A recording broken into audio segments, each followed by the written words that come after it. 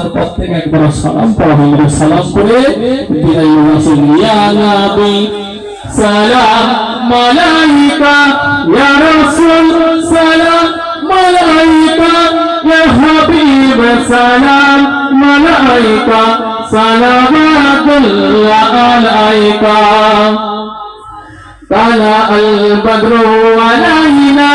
من ثنيات البداء وجب الصبح علينا مدعا لله الغيب يا نبي سلام عليك يا رسول سلام عليك يا حبيب سلام عليك